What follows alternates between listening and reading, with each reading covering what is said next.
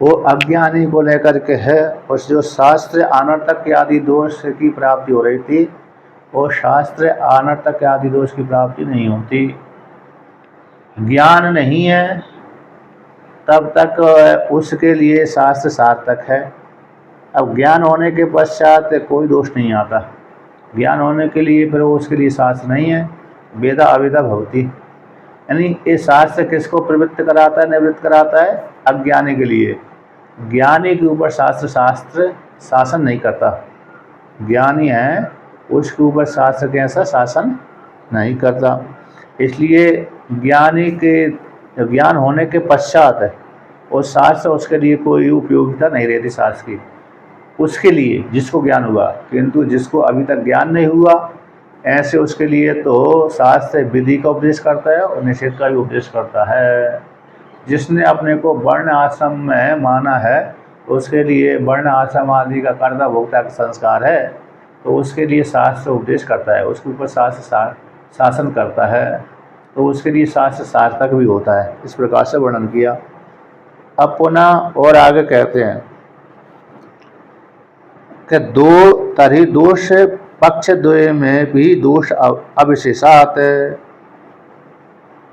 यहाँ पर कहते हैं पक्ष द्वयेपि दोष अविशेषात न अद्वैत मत अनुरागे हेतु।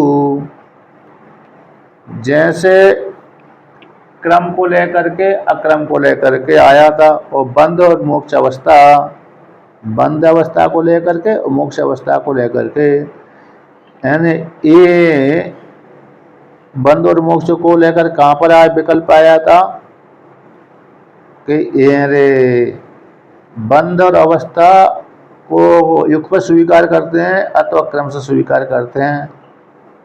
युगपत करने पर इस प्रकार से एक चलेगा एक बैठेगा, उसका यार संभव नहीं है। और क्रम से स्वीकार करते हैं तो बिना निमित्त के अथवा सानिमित्त के तो मोक्ष की प्राप्ति होगी ही नहीं। इस प्रकार से खंडन किया था। और ज्ञानी को लेकर के अज्ञानी को लेकर के जो आया है उसको लेकर के और कहते हैं कि पक्ष द्वय में भी दोष विशेष समान हो। ज्ञानी अज्ञानी को लेकर के, ज्ञानी को लेकर के और अज्ञानी को लेकर के, है ना। ज्ञानी को लिए सार्थक है, अज्ञानी के लिए उपयुक्त नहीं, अज्ञानी के लिए सार्थक है। तो पक्ष द्वय में भी दोष समान होने से न अद्वैत मत अनुराग में हेतु, अद्वैत मत में जो अद्वैत मत है उसके अनुराग में कोई हेतु नहीं है। ऐसी आशंका को लेकर के अविद्या विषय में ही और अविद्या विषय में चाहिए युक्तम वृणोति, अविद्या के विषय में ही यहाँ पर विवरण करते हैं। तो कहते हैं कि अविद्या के विषय को लेकर कैसे, जैसे अविद्या वाला व्यक्ति शास्त्र, जो वाला व्यक्ति है उसके लिए शास्त्र सार्थक है। न च शास्त्र अनर्थक्यम यथा प्रसिद्ध अविद्वत पुरुष विषयत्वात् शास्त्रस्य। ऐसे शास्त्र अनर्थक भी नहीं है। ज्ञानी के लिए तो ठीक है, ज्ञानी के लिए तो उपयोगिता नहीं रहती, किंतु अज्ञानी के लिए उपयोगिता नहीं रहती ऐसी बात नहीं है। अज्ञानी के लिए तो उपयोगिता रहती है। न च शास्त्र अनर्थक, शास्त्र अनर्थक है ही नहीं है।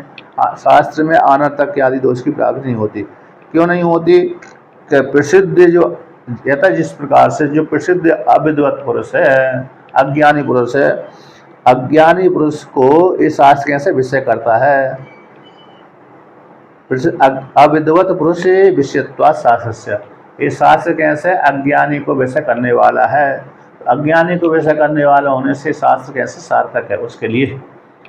वही व्यक्ति जब ज्ञान को प्राप्त हो जाएगा तो उसी के लिए फिर शास्त्र सार्थक नहीं होगा, उपयुक्त नहीं रहेगी। अब उसी को वर्णन करते हैं, स्पष्ट करते हैं कि शास्त्र ज्ञानी के लिए तो सार्थक नहीं है, किंतु अज्ञानी के लिए सार्थक है। अनर्थक दोष उसके लिए नहीं आता, उसके लिए व्यक्त शास्त्र व्यस्त नहीं होता। इसके लिए अज्ञानी के लिए उसको आप विवरण करते हैं कि अविदुषाम ही फले हेतोर अनात्मनोर आत्मदर्शनम न विदुषाम। कहते हैं जो अज्ञानी है हीन, क्योंकि जो अज्ञानी हैं अभिदुषा में नहीं, अज्ञानी नाम, जो अज्ञानी हैं वह फल हेतु वाले, फल और हेतु, फल कौन हो गया, हेतु कौन हो गया, तो फल तो हो गए जाति आयु भोग, ये फल हो गए, हेतु कौन है, कर्मकांड। व्यक्ति कर्मकांड के माध्यम से जाति की प्राप्ति, जन्म की प्राप्ति, आयु की प्राप्ति और भोग की प्राप्ति कर लेता है। कर्म यदि करता है व्यक्ति शुभ अथवा अशुभ, तो उसको किसी न किसी योनि में जाना पड़ेगा, तो जन्म की प्राप्ति। अब कर्म के अनुसार वैसे उसको आयु की प्राप्ति होगी, कर्म के अनुसार ही उसको कैसे भोग की प्राप्ति होगी। तो ये इसलिए अब कर्म के माध्यम से उसको क्या प्राप्त हो गया, अरे शरीर प्राप्त हो गया। अब शरीर को लेकर के फिर कर्म करेगा, तो ऐसे शरीर में जो शरीर कर्म के द्वारा शरीर की प्राप्ति हो गई, उसी शरीर में उसी शरीर से फिर कर्म करता है। तो कर्म करता है तो कर्म का हेतु कौन हो गया, कर्म करने के लिए वासना, वासना को लेकर के फिर वे कर्म शास्त्र आदि का अध्ययन करते, शास्त्र आदि के माध्यम से फिर कर्म करता है। तो उसको लेकर के हेतु और फल हो गए। फल का अर्थ हो गया जन्म, शरीर, आयु, भोग, ये फल हो गए। और फल का कारण कौन हो गया, कर्मकांड, ये हेतु बन गया।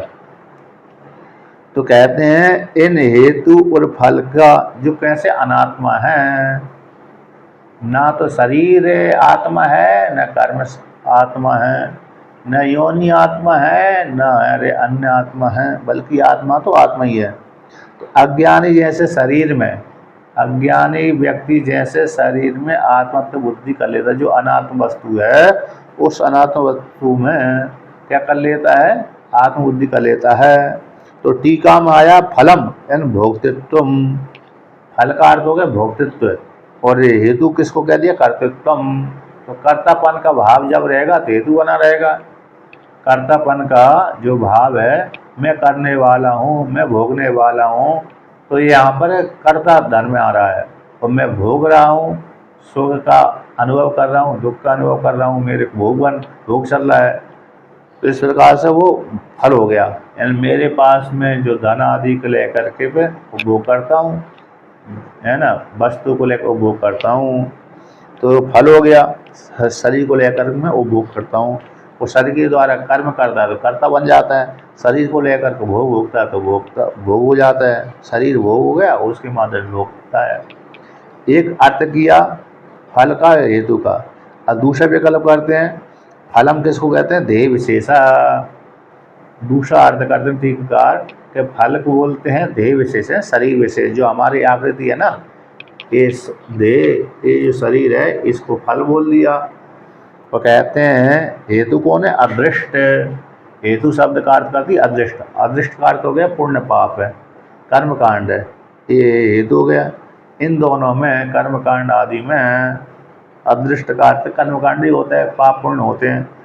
तो ये दोनों अनात्मा, ये दोनों कैसी अनात्मा है, कर्मकांड भी आत्मा नहीं है और ये देह विशेष भी आत्मा नहीं है, किंतु दोनों अनात्मा होने पर भी कहते हैं इसमें मैं भोगता हूँ, हम भोगता, हम करता, मनुष्य हम। शरीर में लेकर के व्यक्ति अरे मनुष्य यही मानता है मैं करता हूँ, मैं भोगता हूँ, मैं मनुष्य हूँ, मैं स्त्री हूँ, मैं पुरुष हूँ, मैं बालक हूँ, बालिका हूँ। इस प्रकार से अनात्म वस्तु में आत्म का दर्शन होता है। जो अनात्म वस्तु है उसमें कैसे आत्मदर्शनम, यानी आत्मा में आत्मा का दर्शन करता है, आत्मा शरीर को ही आत्मा मानता है, जबकि वह कैसे अनात्मा है। तो ऐसे अधिकार कारणम, अधिकार का हेतु कौन हो गया, इस प्रकार से हेतु फल को लेकर के इस प्रकार से कर्म करता है, आरोप कर लेता है। तो अद्वैत विषय, अज्ञानी को विषय करने वाला विधि शास्त्र निषेध शास्त्र सार्थक हो जाता है। इसको लेकर के अज्ञानी को विषय करके ही ये जो शास्त्र है प्रवृत्त होता है। अज्ञानी व्यक्ति मानता है कि मैं मनुष्य हूँ, मैं करता हूँ, मैं भोगता हूँ, मैं सुखी हूँ, मैं दुखी हूँ। तो इसीलिए वो शास्त्र है, शास्त्र का अर्थ हो गया वेद, स्मृति, वो पुराण है ना और आचार, ये जो शास्त्र है उसके लिए सार्थक हो जाता है। जिसको ज्ञान बना रहता है कि मैं करता हूँ, भोगता हूँ, मैं करने वाला हूँ, मैं भोगने वाला हूँ, मैं मनुष्य हूँ, और जो शरीर में आत्मा बुद्धि रखता है उसके ऊपर शास्त्र शासन करता है। कहते ना विदुषाम, किंतु जिसको ज्ञान हो गया है कि मैं शरीर अलग है और आत्मा अलग है, शरीर को अंतःकरण को लेकर सुख दुख होता है, आत्मा को लेकर नहीं होता है, और आत्मा तो असंग है, कूटस्थ है, निरअवयव है ना। और मैं आत्मा हूँ, मुझ में ना तो कर्तापन का भाव है और ना ही भोक्तापन का भाव है। ये तो उपाधि के धर्म है। इस प्रकार का जिसको ज्ञान हो जाता है, अपने को शरीर से भिन्न अपने को जानता है, असंग रूप से जानता है, ऐसा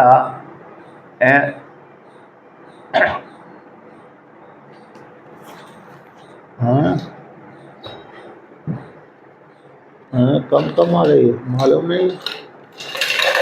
ये हेडफोन लगाता हूँ।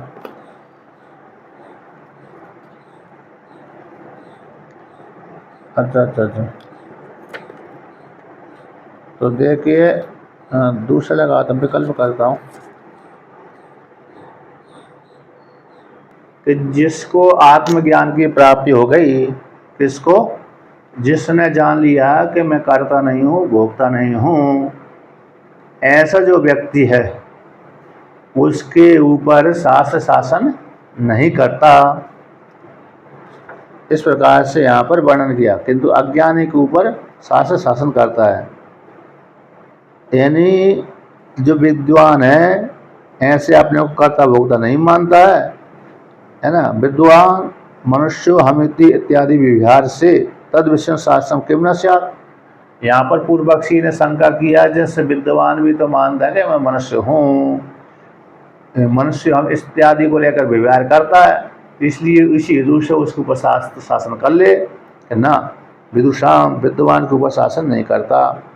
और उसी को कहते हैं, क्यों नहीं करता, विद्वान के ऊपर शास्त्र शासन क्यों नहीं करता, उसको लेकर कहते हैं विदुषाम ही फल हेतुभ्याम आत्मनो अन्यत्व दर्शने सति तयोर अहम इति आत्मदर्शन अनुपत्ति है। यानी क्योंकि विद्वान, जो विद्वान है वह हेतु फल के द्वारा और हेतु के द्वारा, फल से और हेतु से, फल का अर्थ हो गया कर्ता भोक्ता,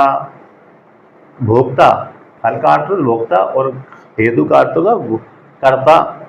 यानी फल का अर्थ हो गया शरीर आदि, और हेतु क्या हो गया अदृष्ट, यानी कर्म पुण्य पाप। इनसे हेतु फल से, शरीर से, कर्म कांड से, शरीर से, अंतःकरण से, अहंकार भाव से अपने को, आत्मा को अन्यत रूप से जान लिया उसने। कैसे, मैं शरीर नहीं हूँ, शरीर से मैं पृथक हूँ, मैं पंच कोशों से रहित हूँ, तीनों शरीरों से मैं रहित हूँ, जागृत शरीर, स्वप्न शरीर, सुषुप्ति शरीर, ये तीन प्रकार के जो शरीर होते हैं, तीनों प्रकार के शरीरों से रहित हूँ। और जो पंच कोश होते हैं, अन्नमय कोश, प्राणमय कोश, मनोमय कोश, विज्ञानमय कोश और आनंदमय कोश, ये जो पांच कोश होते हैं, पांचों कोशों से मैं रहित हूँ। इस प्रकार से, और शरीर आदि से मैं रहित हूँ। कर्ता मेरेपन में नहीं है, मेरेपन में भोक्तापन नहीं है, मैं मनुष्य आदि नहीं, उपाधि को लेकर के। इस प्रकार से जो जानता है, इस प्रकार से जिसको ज्ञान हो गया है, ऐसा जो साधक है, ऐसा जो विद्वान है, कहते हेतु और फल के द्वारा, फल से आत्मा को अन्यत्व जानने वाला, उसके लिए तयो ऐसी जानने वाले, ऐसी प्राप्त अन्यत्व दर्शन की प्राप्ति हो जाने पर, तयो उसमें, किसमें, हेतु और फल में आत्मदर्शन की उत्पत्ति नहीं होती। जिस साधक ने अपने को शरीर से आत्मा को भिन्न करके जान लिया है, चाहे वो स्त्री हो, चाहे वो पुरुष हो, चाहे वो बालक हो, चाहे वो बालिका हो, जिस किसी ने ऐसा मान लिया है कि मैं जो शरीर वाला दिख रहा है ये शरीर वाला मैं नहीं हूँ, बल्कि शरीर से मैं पृथक ही हूँ, असंग हूँ, कूटस्थ हूँ और व्यापक हूँ। इस प्रकार से जो जानता है, ऐसा जानने वाले का, जो जानने वाले व्यक्ति को फिर इस शरीर में आत्मत्व बुद्धि नहीं होती। कहने कैसी नहीं होती? कर्तापन का भाव नहीं उत्पन्न होता उसके शरीर में, मन में भोक्तापन का भाव उत्पन्न नहीं होता और शरीर को ही आत्मा नहीं मानता। इसलिए जब नहीं मानता है तो फिर उसके लिए शास्त्र की आवश्यकता नहीं रहती। इसलिए उसमें आत्मत्व दर्शनम अनुपत्ति, अतः हेतु फल में आत्मत्व दर्शन की प्राप्ति नहीं होती। अतः शरीर में आत्मत्व बुद्धि न होने कारण फिर उसके लिए शास्त्र भी सार्थक नहीं है। यानी कर्तृत्व, टीकाकार कहते हैं, कर्तृत्व भोक्तृत्व के द्वारा ब्राह्मण आदि वाला देह धर्म से और अधर्म से च आत्मा का अन्यत्व देखने वाला, जो कर्तृत्व भोक्तृत्व के द्वारा ब्राह्मण आदि, ब्राह्मण है, क्षत्रिय है, वैश्य, शूद्र आदि जो होते हैं कर्तृत्व भोक्तृत्व को लेकर के, उसी प्रकार देह आदि को लेकर के, धर्म को लेकर के, अपने को धर्म से लेकर के, कर्तृत्व भोक्तृत्व से लेकर के आत्मा को अन्यत्र जानता है। ऐसे जानने वाला जो है साधक है, कहते न विधि निषेध अधिकारित्व, उसमें विधि और निषेध का अधिकारित्व नहीं है। तो विधि निषेध के माध्यम से जो फलादि है, तो फलादि में उसकी आत्म बुद्धि न होने कारण, अभिमान न होने कारण विधि निषेध उसके लिए सार्थक नहीं होता। क्योंकि जो फल हेतु और फल में आत्मत्व बुद्धि का संभव न होने से फिर विधि और निषेध शास्त्र उसके लिए, विधि शास्त्र और निषेध शास्त्र उसके लिए कैसे सार्थक नहीं होता, आता उसके ऊपर शासन नहीं करता। इस प्रकार से उसी को यहाँ पर है दृष्टांत के द्वारा समझाते हैं। तो कहते हैं भाष्य में आते, नहीं अत्यंत मूढ़ उन्मत्तादि रपि जल अग्नयोस छाया प्रकाशयोर व एकात्म्यम पश्यति किमुता विवेकी। यानी क्योंकि जो अत्यंत मूढ़ व्यक्ति है, कौन सा है? अत्यंत जो मूढ़ व्यक्ति है, उन्मत्त आदि होता, उन्मत्त होता हुआ भी, उन्मत्त होता हुआ, जैसे उन्मत्त का हो जाता व्यक्ति जब मदिरा का सेवन कर लेता है, इंद्रिय कार्य करना बंद कर देती हैं, है ना। इंद्रिय कार्य क्या करती है? इंद्रिय अपना अपना ठीक ठीक कार्य करना बंद कर देती हैं। अब तो कोई नशीला पदार्थ ज़्यादा सेवन कर लेता है तो उसकी इंद्रिय कार्य करना बंद कर देती हैं, तो उन्मत्त हो जाता है। तो अत्यंत मूढ़ उन्मत्त आदि भी, ऐसा जो उन्मत्त आदि वाला जो अत्यंत मूढ़ व्यक्ति है वह भी या तो जल में और अग्नि में एकात्म नहीं देखता, जल को और अग्नि को एक करके नहीं जानता। और कहते हैं छाया प्रकाश हो, छाया यानी अंधकार हो गई, परछाई हो गई, और प्रकाश, इन दोनों को भी एक करके नहीं जानता। वह एकात्म न पश्यति। जब अत्यंत मूढ़ वाला व्यक्ति भी अग्नि को और जल को एक करके नहीं जानता, तादा संबंध करके नहीं जानता, और छाया और प्रकाश को एक करके नहीं जानता, जो अज्ञानी है, अत्यंत मूढ़ है, तो विवेकी के विषय में तो कहना ही क्या, किमुता विवेकी, विवेकी नहीं जानता है इसके विषय में तो कहना ही क्या। जब अज्ञानी व्यक्ति भी छाया और अग्नि, छाया और प्रकाश में भेद करके जानता है, अग्नि में और जल में भेद पूर्वक जानता है, एकात्म रूप से नहीं जानता, तो विवेकी जो हो गया उसको शरीर को आत्मा में, शरीर को भिन्न, शरीर से भिन्न आत्मा को जानता है, तो उसके विषय में कहना ही क्या। आधा विवेक हो गया तो उसने अपने आप को प्रत्यक्ष सिद्ध कर लिया। विवेकी व्यक्ति ने अपने को क्या सिद्ध कर लिया कि मैं शरीर वाला नहीं हूँ, शरीर में शरीर नहीं हूँ बल्कि शरीर से पृथक हूँ, मैं शरीर नहीं हूँ बल्कि शरीर से मैं पृथक हूँ। इस शरीर में रह करके मैं क्या भोग रहा था, पूर्व जन्म के संस्कार को लेकर, कर्म को लेकर के मेरे को मनुष्य होने की प्राप्ति हो गई। अब मैं जो कर्तापन को लेकर के, भोक्तापन को लेकर के मेरे को मनुष्य आदि होने की प्राप्ति हो रही है। अब मैं कर्तापन भोक्तापन को स्वीकार ही नहीं करता और मैं कर्म ही नहीं करता। यानी कर्म तो निष्काम कर्म करता है, मतलब अरे कामना पूर्वक कर्म नहीं करता, बल्कि जो दायित्व प्राप्त हुआ वो कर्म करेगा। दायित्व जो प्राप्त हुआ वो कर्म करेगा, लेकिन कर्तापन का जो भाव था वो नहीं करेगा। यदि ज्ञानी है तो लोक संग्रह के लिए करेगा, अज्ञानी है तो ज्ञान की प्राप्ति लिए करेगा। ज्ञानी है तो कर्म क्यों करेगा? लोक संग्रह के लिए। अज्ञानी है तो मोक्ष फल की प्राप्ति के लिए। इस प्रकार से कर्म करेगा। तो मतलब कैसे है? तो इसलिए जो विवेकी पुरुष है अपने को कर्ता भोक्ता मानते नहीं है। तो कर्ता भोक्ता न मानने के कारण हेतु फल के साथ उसका संबंध होता ही नहीं है। जैसे अत्यंत मूढ़ वाला व्यक्ति भी अग्नि जल में जैसे भेद करके जानता है, एक करके नहीं जानता, उसी प्रकार से विवेकी पुरुष भी कैसे आत्मा का और अनात्मा का एक नहीं करता, बल्कि आत्मा आत्मा ही रहती, वो आत्मा को आत्मा रूप से जानता है और अनात्मा को अनात्मा रूप से जानता है। जब आत्मा को आत्मा रूप से, अनात्मा को अनात्मा रूप से जानता है तो फिर उसके ऊपर वेद शासन कैसे करेगा? तस्मात् उपसंहार करते हैं कि विद्वान में विधि निषेध का अधिकार तो नहीं है। विद्वान में विधि निषेध का अधिकार तो धारे नहीं बैठा। इसी हेतु से तस्मात् न विधि प्रतिषेध शास्त्रम तावत फल हेतुभ्याम आत्मनो अन्यत्र दर्शिनो भवति। तस्मात् कहते हैं जो ज्ञानी है, ज्ञानी अपने को हेतु फल के द्वारा, हेतु फल से आत्मा को अन्यत्र जानने वाला जो साधक है, हेतु और फल के द्वारा। हेतु हो गया अरे कर्मकांड है ना, कर्मकांड हो गया, कर्तापन का भाव हो गया, कर्तापन का भाव अहंकार, और कर्मकांड अदृष्ट यानी पुण्य पाप है। पुण्य पाप कर्तापन का भाव अदृष्ट, ये हो गया हेतु। फल हो गया शरीर, भोग, सुख दुख, भोक्ता धर्म, भोक्तापन, ये सारा फल हो गया जो हमारा शरीर आदि हो गया। इनसे शरीर आदि से लेकर के और अंतःकरण से लेकर के, शरीर आदि को लेकर के अंतःकरण से को लेकर के अपने को भिन्न करके जान लिया, अर्थात मैं कूटस्थ हूँ, व्यापक हूँ, इस प्रकार से जानता है। ऐसे जानने वाले के लिए फिर विधि शास्त्र निश्चय शास्त्र कैसे होते हैं? शासन करने वाले नहीं होते, उसके लिए सार्थक नहीं होते,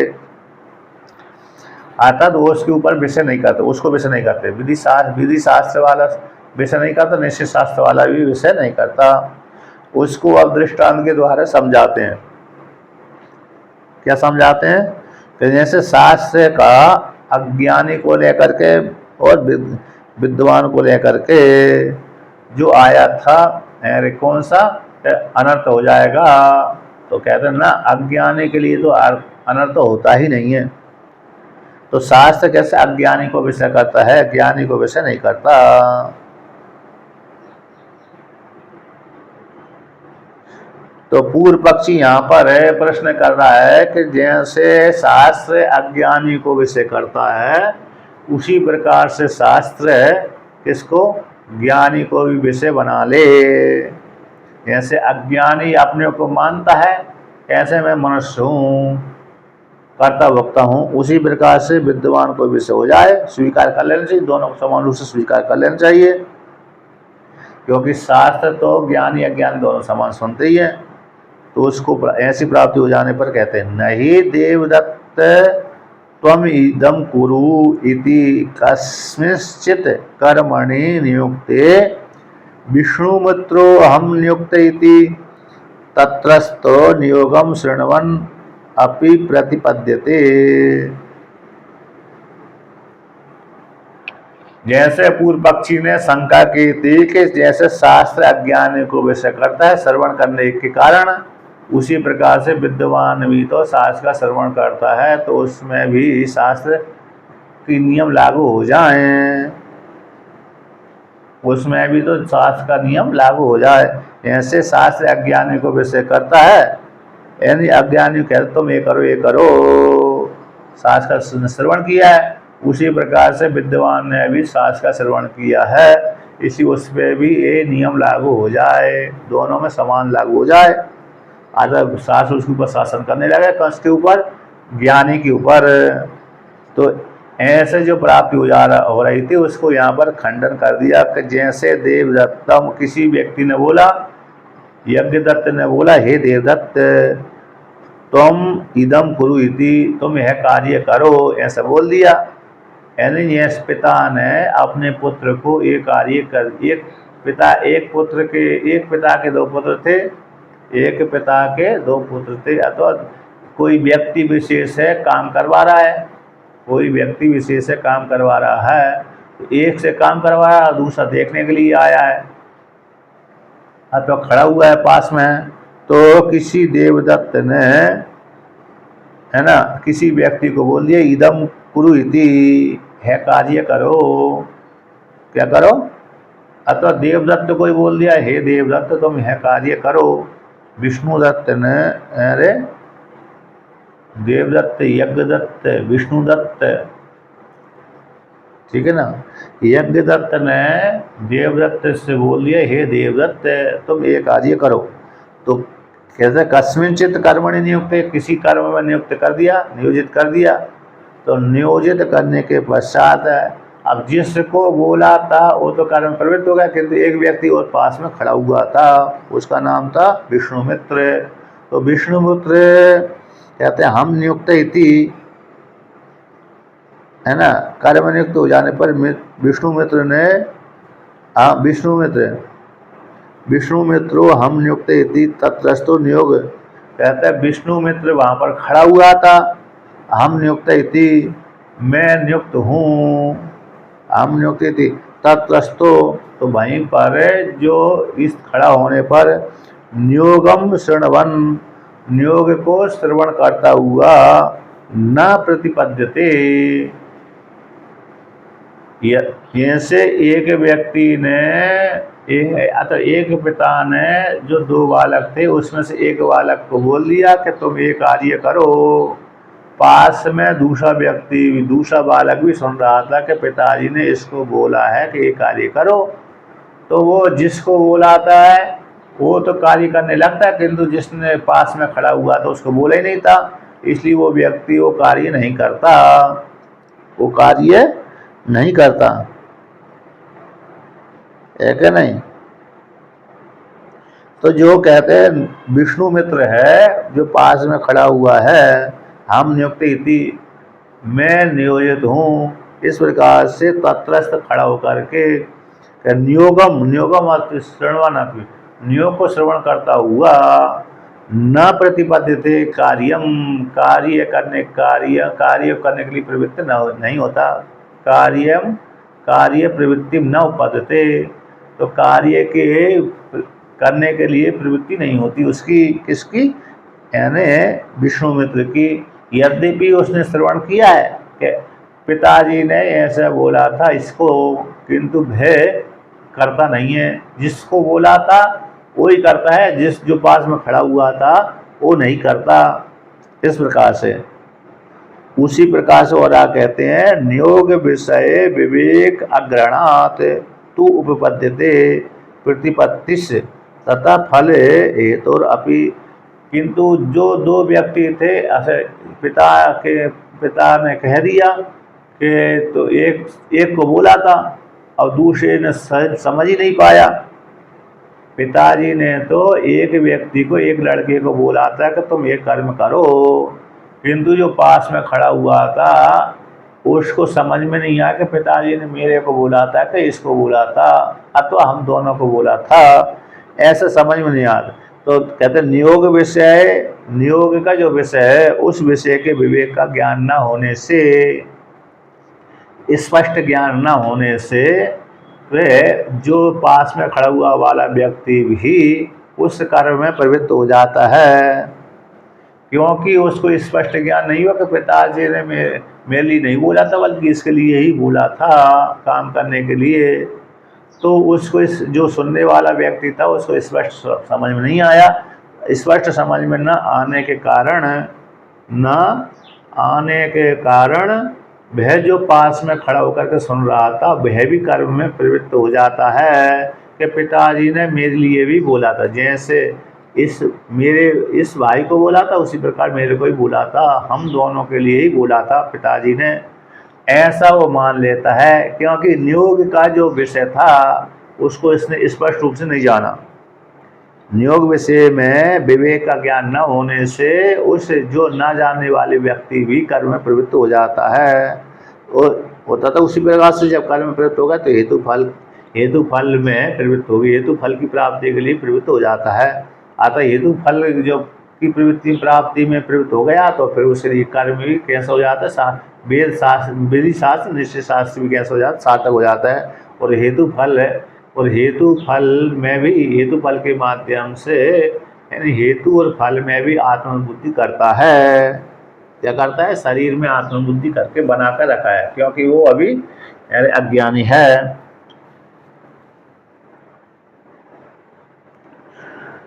इस प्रकार से वर्णन किया।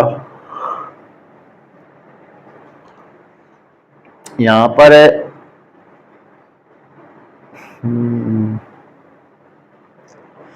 पर आया है, क्या आया है कि अविवेकी को नियोग धी भवती, अज्ञानी को नियोग की विधि नियोग ज्ञान हो जाता है। ऐसा दृष्टांत कह करके हेतु और फल, हेतु में और फल में आत्मदृष्टि विशिष्टस्य, हेतु में और फल में आत्मदृष्टि को रखने वाला जो अज्ञानी व्यक्ति है उसके लिए विधि शास्त्र सार्थक होते हैं। ध्येय है ना, विधि शास्त्र का अधिकारी वो होता है कौन, जिसने अरे विवेक ज्ञान नहीं है, ऐसे हेतु और फल में जो आत्मबुद्धि करता है, शरीर में जिसकी आत्मबुद्धि है उसके लिए विधि शास्त्र और निश्चय शास्त्र कैसे सार्थक होते हैं। अब और आगे कहते हैं, पूर्व पक्षी प्रश्न शंका कर रहा है। क्या शंका कर रहा है पूर्व पक्षी कि ननु प्राकृत संबंध अपेक्षया युक्त प्रतिपत्ति शास्त्र अर्थ विषया फल हेतुभ्याम अन्य आत्मदर्शन अपि सति इष्ट फल हेतु प्रवर्तितो अस्मि अनिष्ट फल हेतुश्च निवर्तितो अस्मीति। जैसे पूर्व पक्षी प्रश्न कर रहा है कि प्राकृतिक संबंध की अपेक्षा को लेकर के युक्त एवं प्रतिपत्ति, तो प्राकृतिक कौन हो गया, प्रकृति का जो कार्य है प्राकृतिक, प्रकृति का जो कार्य है, प्रकृति हो गई पंचभूत वाली जो प्रकृति है, जो 3 गुण वाली प्रकृति है उसका कार्य हो गया पंच महाभूत। उस पंच महाभूत का कार्य कौन होगा, स्थूल शरीर। तो उस स्थूल शरीर के साथ उसका आत्मा का साथ संबंध हो जाता है। तो कहते हैं प्राकृत संबंध अपेक्षा को लेकर के प्रकृति के कार्य जो शरीर है उसमें संबंध हो जाता है कि मैं मनुष्य हूँ। तो युक्त है प्रतिपत्ति, तो युक्त ठीक ही है, प्रतिपत्ति ज्ञान हो जाना यानी शरीर के संबंध को लेकर के।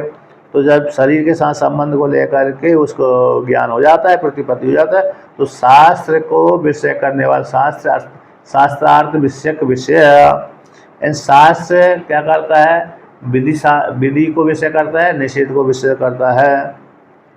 शास्त्र का जो प्रतिपाद्य अर्थ है उस अर्थ को विषय कौन है, फल हेतु। ऐसे जो फल हेतु के माध्यम से शास्त्र शासन करता है अज्ञानी के ऊपर। कहते हैं जिसने शास्त्र फल हेतु के द्वारा फल हेतु से आत्मा को अन्यत्र दर्शन कर लिया, अन्यत्र दर्शन करने पर भी शरीर में आत्मत दृष्टि नहीं है, शरीर से भिन्न आत्मा दृष्टि है, शरीर से पृथक अपने को आत्मा मानता है।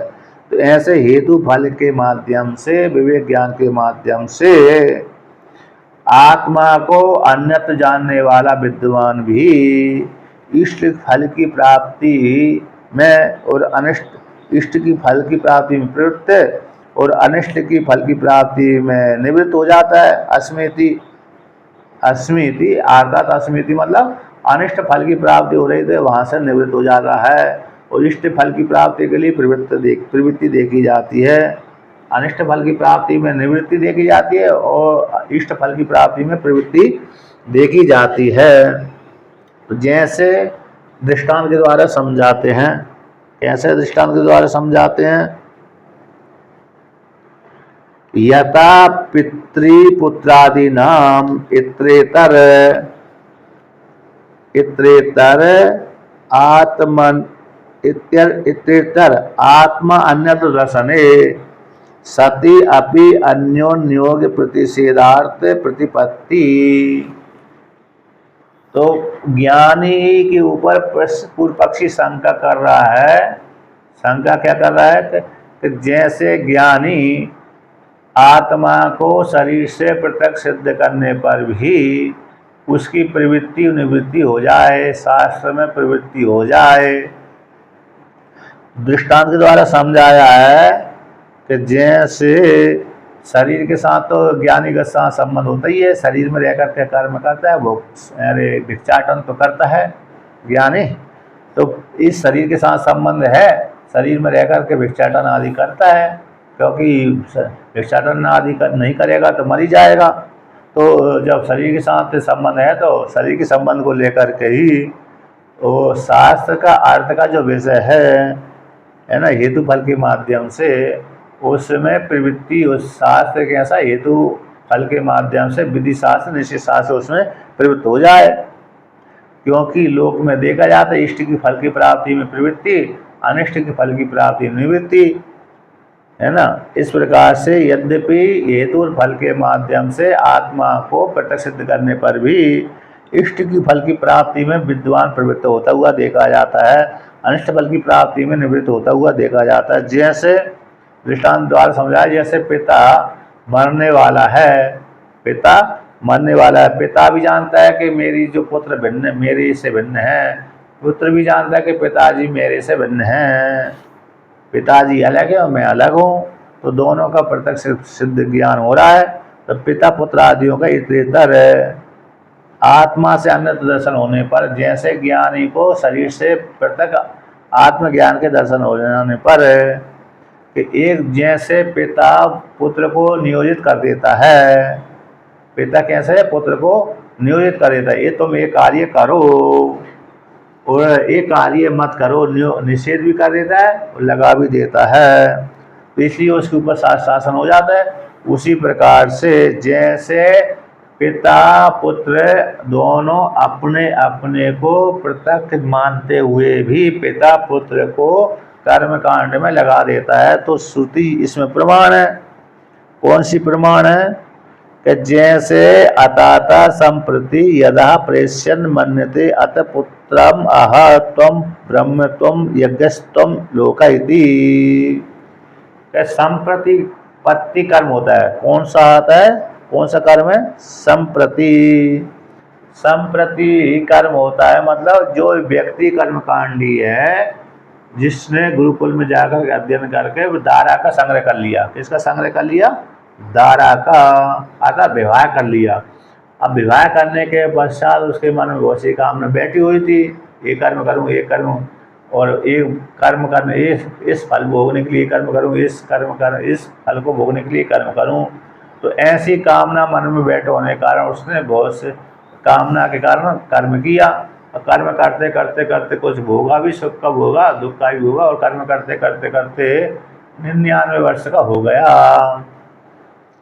अब 1 वर्ष का और बच्चा मरने वाला है, 1 वर्ष बाद मर जाएगा, तो 1 आध महीना बच्चा हुआ होगा मरने के लिए।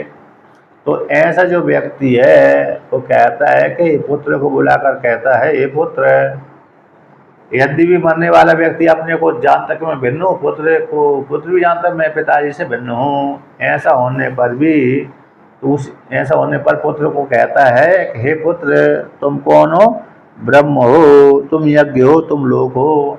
अर्थात जो मैंने वेदों का अध्ययन कर लिया था वो तो ठीक है, किंतु जो मैंने वेदों का अध्ययन नहीं किया वो उसके आगे तुम करना। जो मैंने लोगों को जीत लिया था वो तो ठीक ही है, किंतु जो मैंने लोगों को नहीं जीत लिया उसके आगे के लोगों को तुम जीतना है। इसलिए तुम यज्ञ हो, तुम वेद हो, तुम ब्रह्म हो, तुम लोक हो।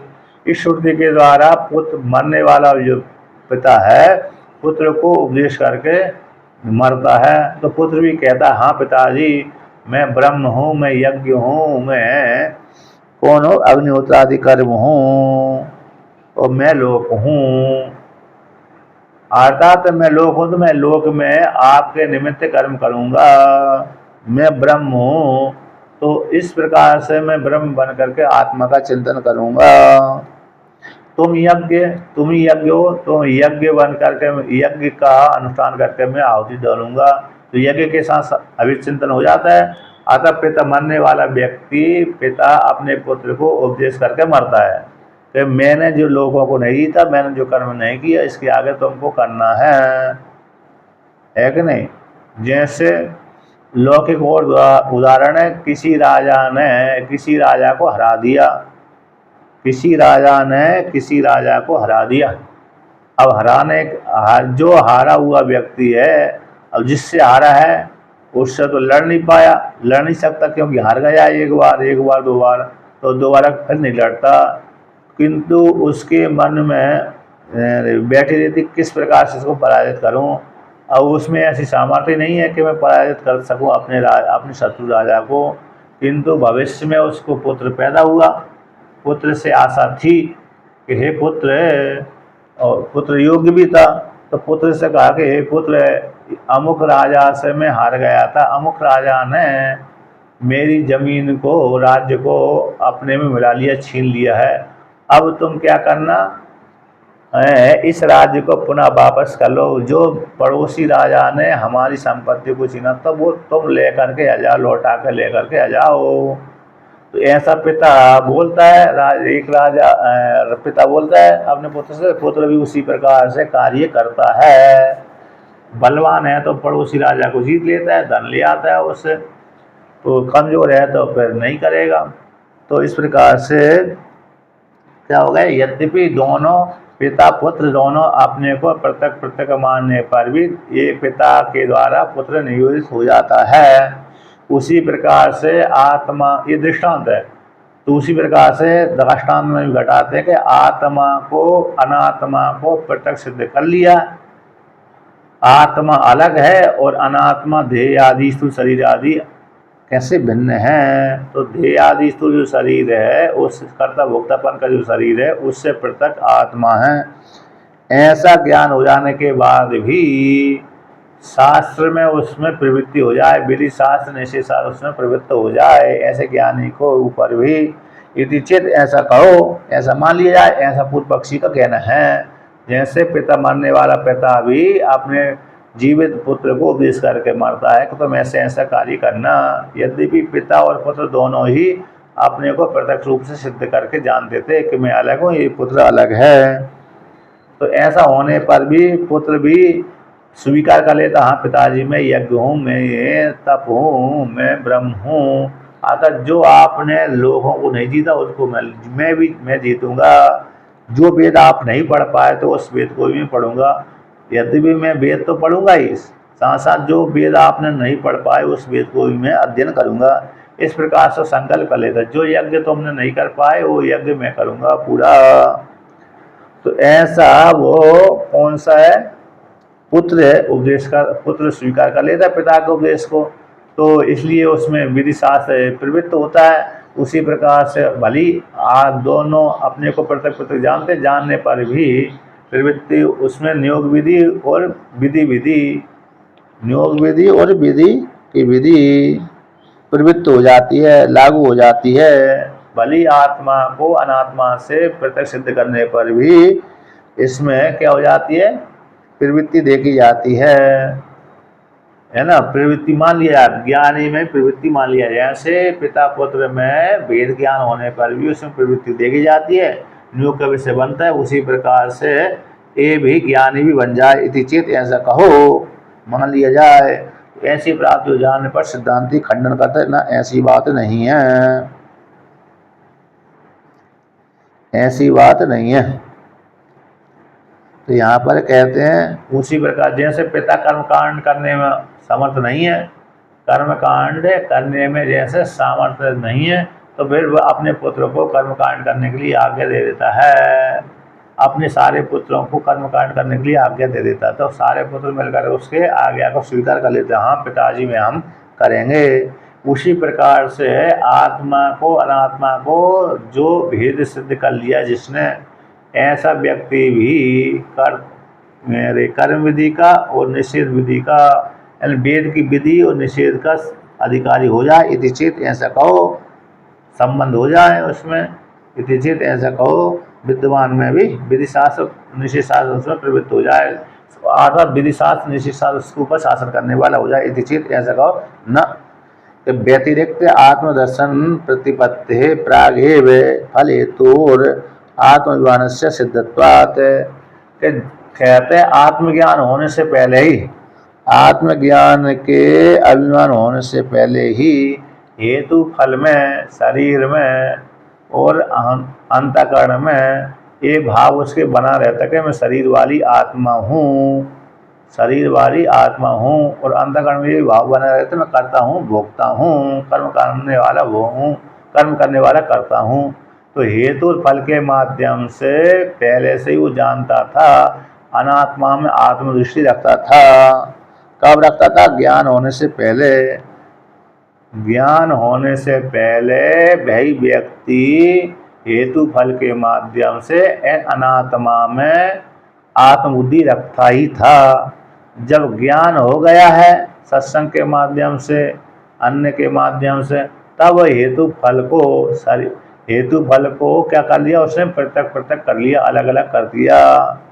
अर्थात हेतु फल वाली जो आत्मा है, स्थूल शरीर है, कर्तापन भोक्तापन है, ये जड़ वर्ग है, अंतःकरण के धर्म है, शरीर के धर्म है, अंतःकरण के धर्म है। मैं तो दृंग स्वरूप हूँ, आत्मा कूटस्थ है। इस प्रकार से आत्मज्ञान होने से पहले ही उस अज्ञानी में शास्त्र शासन करता था। यानी व्यतिरिक्त आत्मदर्शन की प्रतिपत्ति से जब तक आत्मज्ञान नहीं हुआ है तब तक उसके ऊपर शास्त्र शासन करता है। क्या करता है? शास्त्र शासन। वो तब तक वह शरीर में आत्मबुद्धि करके भी रखता है। जब सत्संग के माध्यम से व्यक्ति ने आत्मा का अनात्मा के साथ विवेचन कर लिया, आत्मा आत्मा में रहती है, अनात्मा अनात्मा में रहती है, भ्रम से जो मैंने आरोप कर लिया था, जब विवेचन करता है गुरु के पास में जा करके अध्ययन करके शास्त्र का श्रवण करके, जैसे हम शास्त्र का श्रवण कर रहे हैं तो शास्त्र का श्रवण करते करते करते हम ये विचार उत्पन्न करते हैं कि हम विचार करें अथवा आत्मदर्शन करें। तो आत्मदर्शन के लिए जो श्रवण कर रहे हैं इसी का मनन करने लगेंगे, इसी का निध्यासन करने लगेंगे तो आत्मदर्शन की प्राप्ति हो जाएगी। जब अपने को आत्मदर्शन की मतलब प्रत्यक्ष सिद्ध कर लिया कि शरीर में शरीर आत्मा नहीं हो, शरीर से भिन्न ही मैं आत्मा हूँ, ये शरीर तो कुछ काल के बाद नष्ट हो जाएगा, जैसे हमारे पिता पितामह चले गए उसी प्रकार से हमारा शरीर भी नष्ट हो जाएगा, इसलिए शरीर आत्मा नहीं है। यदि शरीर आत्मा होता तो हमारे पिता पितामह आदि भी बने रहना चाहिए थी, क्योंकि आत्मा सो असंग कूटस्थ निरअवय और अनंत है, निरअवय है, अनंत है, व्यापक है, अजर है, अमर है, अमृत है। आत्मा कैसी? अजर है, अमृत है, अमर है, आत्मा अजर अमर अमृत है, इस प्रकार से वर्णन किया था। तो इसलिए शरीर आत्मा होती तो शरीर कैसे, ये शरीर बना ही रहना चाहिए था, किंतु शरीर आत्मा नहीं है, इसलिए लोकांतर में पिताजी चले गए। तो ऐसा जो भेद ज्ञान है, ये भेद ज्ञान के बाद व्यक्ति की प्रवृत्ति उत्पन्न नहीं होती। तो व्यक्ति की विधि शास्त्र और निषेध शास्त्र में प्रवृत्ति कब होती है? जब तक उसको आत्मज्ञान की प्राप्ति नहीं हुई, और जैसे ही उसको आत्मज्ञान की प्राप्ति हो जाती है तब उसके ऊपर वे शासन करना बंद कर देता है। इस प्रकार से वर्णन किया, ठीक है ना। अब आगे का पार्ट कल करेंगे, और पाठ कर देते हैं कि प्रतिपन्न नियोग प्रतिषेधार्थो ही फल हेतुभ्याम आत्मनो अन्यत्र प्रतिपद्यते न पूर्वम तस्मात् विधि प्रतिषेध शास्त्र अविद्वद विषयम इति सिद्धम। कहते हैं जिसको अच्छी प्रकार से ज्ञान हो गया है, जिसको विधि शास्त्र का और निषेध शास्त्र का ज्ञान हो गया है, हेतु फल के माध्यम से आत्मा को प्रत्यक्ष सिद्ध कर लिया है, तब तो विधि शास्त्र के ऊपर और निषेध शास्त्र के ऊपर शासन, निषेध शास्त्र विधि शास्त्र उसमें लागू नहीं होते। हेतु फल के माध्यम से, हेतु यानी स्थूल शरीर और सूक्ष्म शरीर के माध्यम से जो फल हेतु कर्ता भोक्तापन आदि के माध्यम से आत्मा को अन्यत्व प्रतिपद्यते कब कर लेता है, जब प्रतिपन्न उसको सत्संग के माध्यम से ज्ञान होता है। ज्ञान होता है सत्संग के माध्यम से, जब ज्ञान होता है तब हेतु फल से अपने को पृथक सिद्ध कर लेता है। प्रतिपन्न ज्ञान हो गया, सत्संग के माध्यम से, पढ़ने के माध्यम से, अध्ययन के माध्यम से जो नियोग और प्रतिषेध का जो विषय था उसको अच्छी प्रकार से उसने जान लिया। किसने? अधिकारी ने। तब है हेतु फल से यानी स्थूल शरीर से सूक्ष्म शरीर से अपने को पृथक सिद्ध कर लिया। तो जब पृथक सिद्ध कर लिया तो फिर उसमें विधि शास्त्र निषेध शास्त्र प्रवृत्त नहीं होता। ज्ञान दशा में उसके ऊपर लागू नहीं होता। न पूर्वम का अर्थ हो गया अज्ञान दशा। अज्ञान दशा में तो अपने को स्थूल शरीर सूक्ष्म शरीर से पृथक सिद्ध नहीं करता। जब पृथक सिद्ध नहीं करता है तो फिर विधि शास्त्र निषेध शास्त्र के ऊपर शासन करता है। इसलिए तस्मात् विधि प्रतिषेध शास्त्रम अविद्वद विषयम सिद्धम। इसलिए जो विधि शास्त्र है निषेध शास्त्र है अज्ञानी को विषय करने वाला होता है, ज्ञानी को विषय करने वाला नहीं होता। तो जैसे दृष्टांत दिया है, दृष्टांत क्या है? कह रहे जैसे सर्वापेक्षा अच्छा यज्ञादि श्रुतिर अश्वत है। ए ब्रह्म सूत्र का सूत्र है। जैसे यज्ञ, जैसे ब्रह्म ज्ञान की प्राप्ति के लिए, ब्रह्म ज्ञान की प्राप्ति के लिए कर्मकांड की उपासना की अपेक्षा होती है, किंतु ज्ञान के पश्चात मोक्ष फल के लिए किसकी अपेक्षा नहीं? कर्मकांड की अपेक्षा नहीं होती, सीधा ब्रह्म ज्ञान की अपेक्षा होती है। जैसे दृष्टांत दिया, इसमें श्रुति प्रमाण स्मृति प्रमाण है। दृष्टांत दिया जैसे अश्व है ना, अश्व को अश्व हल तो नहीं खींच सकता है, लेकिन रथ खींचने में उपयोगिता है। अश्व क्या करता है? अश्व तो हल नहीं खींच सकता, हल का अधिकारी नहीं है, किंतु रथ का तो अधिकारी होता है। उसी प्रकार से रथ को कौन खींचता है? अश्व खींचता है। लेकिन हल को तो बैल भी खींचता है, और हल को बैल भी खींचता, रथ को बैल भी खींचता है, और हल और रथ को दोनों को बैल खींच लेता है। किंतु अश्व तो मात्र किसको? हल को नहीं खींचा बल्कि रथ को खींच लेता है। तो उसी प्रकार से जैसे अश्व रथ को तो खींचता है, लेकिन इसको नहीं खींचता, हल को नहीं खींचता। उसी प्रकार से यहाँ पर कहते हैं ब्रह्म विद्या अपनी उत्पत्ति में तो सभी की अपेक्षा रखती है, किंतु फल देने में सभी की अपेक्षा नहीं रखती। ब्रह्म जो ज्ञान है, फल कौन सा हो गया? ब्रह्म ज्ञान का फल कौन सा हो गया? मोक्ष। तो ब्रह्म ज्ञान का जो फल मोक्ष है, उस मोक्ष की उत्पत्ति के लिए, मोक्ष की प्राप्ति के लिए ब्रह्म ज्ञान किसी दूसरे की अपेक्षा नहीं रखता, किंतु ब्रह्म ज्ञान अपनी उत्पत्ति के लिए दूसरे की अपेक्षा रखता है। कर्मकांड उपासना की अपेक्षा रखता है, समदम का भी अपेक्षा रखता है। कर्मकांड जो बाह्य साधन उनकी अपेक्षा रखता है, और आंतरिक जो साधन है यम नियम आसन प्राणायाम आदि इसकी अपेक्षा रखता है। उसी प्रकार से जैसे अश्व रथ को खींचता है, लेकिन हल को नहीं खींचता, तो उसी प्रकार से ब्रह्म ज्ञान भी मोक्ष को फल देता है, मोक्ष फल की प्राप्ति करा देता है। वो अपनी उत्पत्ति में सभी की अपेक्षा रखता है, और फल के लिए दूसरी की अपेक्षा नहीं रखता। इसलिए जब तक नियोग शास्त्र विधि शास्त्र को अच्छी प्रकार से नहीं जाना और हेतु फल के माध्यम से अपने को पृथक सिद्ध नहीं किया, तब तक उसके ऊपर शास्त्र शासन करता है। जब नियोग का विषय और विधि का विषय अपनी अच्छी प्रकार से जान लिया है, जानने के पश्चात हेतु फल से अपने को आत्मा को पृथक सिद्ध कर लिया, तब उसके ऊपर विधि शास्त्र निषेध शास्त्र नहीं होता है, शासन नहीं करता। अज्ञान दशा में ही शास्त्र शासन करता है, ज्ञान दशा में शास्त्र शासन नहीं करता है कि नहीं। और हेतु फल के द्वारा आत्मा का अन्यत्र कब करेगा? हेतु फल के से अपने को पृथक सिद्ध कब करेगा? ज्ञान दशा में ही, सत्संग के माध्यम से ज्ञान दशा में अपने को पृथक सिद्ध करेगा, आत्मा को अनात्मा से पृथक सिद्ध करेगा। अज्ञान दशा में तो पृथक सिद्ध नहीं करता। इसलिए अज्ञानी को शास्त्र अज्ञानी को विषय करने वाला शास्त्र है, ज्ञानी को शास्त्र विषय करने वाला नहीं है। यानी ज्ञानी के ऊपर शासन नहीं करता है, अज्ञानी के ऊपर ही शास्त्र शासन करता है, ऐसे सिद्ध हो गया। ठीक है।